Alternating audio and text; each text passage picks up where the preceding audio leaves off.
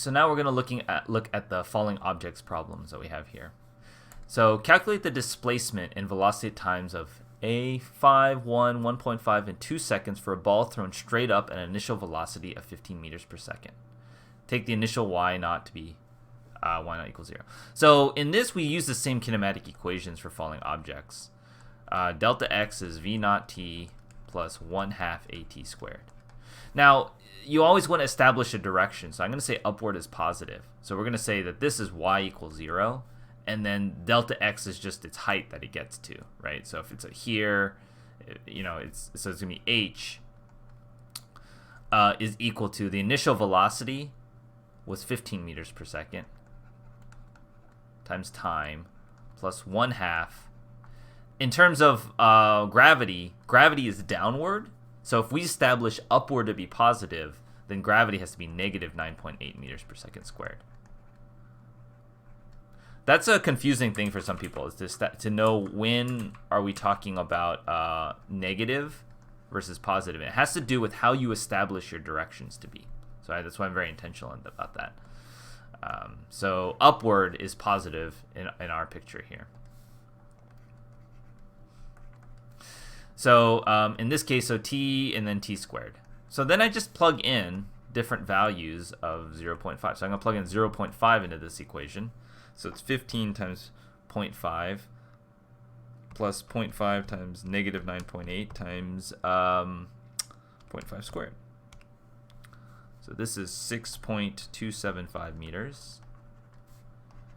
H of 1 is, I just do everything, but I plug in 1...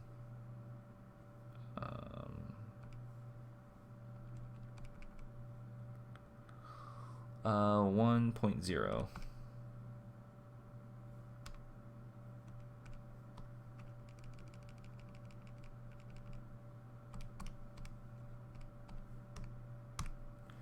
I get 10.1 meters. Sorry, I was trying to make it easy to re-enter. And then if I plug in 1.5, this is just sort of calculator work at this point. 11.475. And h of 2 meters.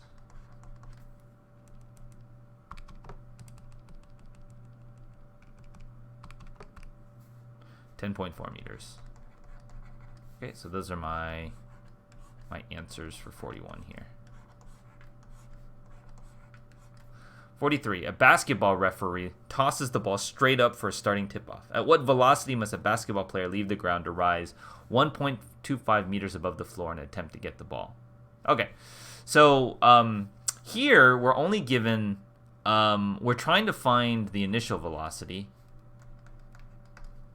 We know the delta x, or the change in position that we want, is 1.25 meters.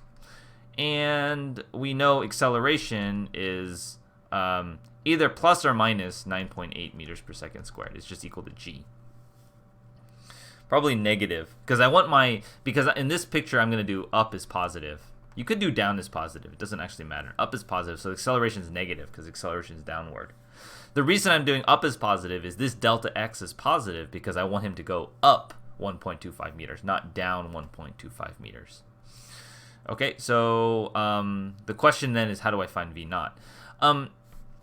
When I want to be, like, what's implied here is that maximum height is 1.25 meters. I mean, technically, you could launch at, like, 1,000,000 miles an hour, and you will certainly hit 1.25 meters. But let's assume that, like, 1.25 meters is the highest point, and not, like, just some point along the way, like, while he's going to the moon or something.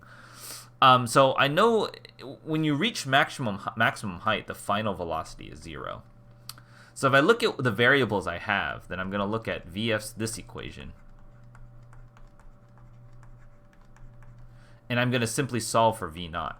V naught is the square root of VF squared minus 2a delta x. Okay.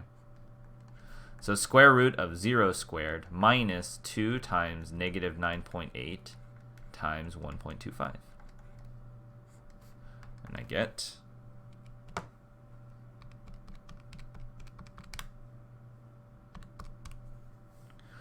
about 4.95 meters per second. Okay, 45. Oops.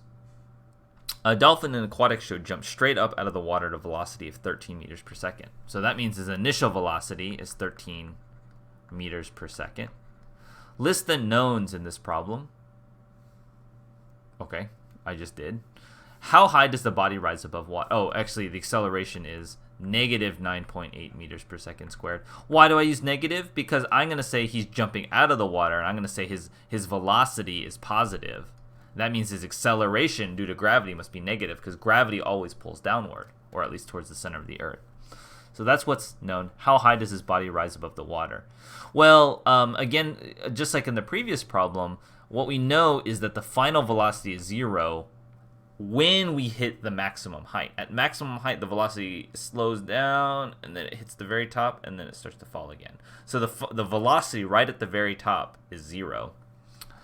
And so we use, if we want to calculate what delta x is, the displacement, we use our vf squared is equal to v naught squared plus 2a delta x. And therefore, delta x is equal to vf squared minus v naught squared over 2a. Final velocity is 0 squared minus 13 squared over 2 times negative 9.8.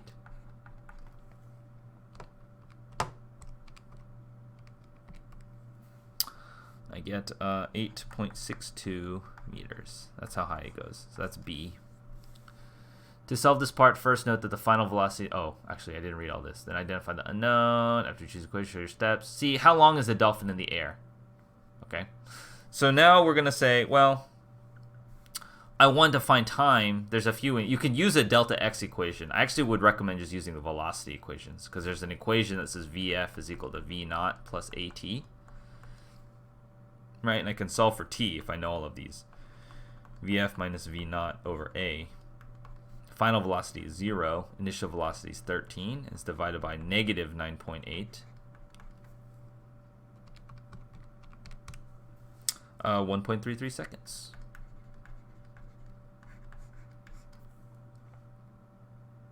Thanks for watching. If you enjoyed this video, I go through a lot more of these exact kinds of problems with much longer videos on my website. It's entirely free. Check out the link in the description below.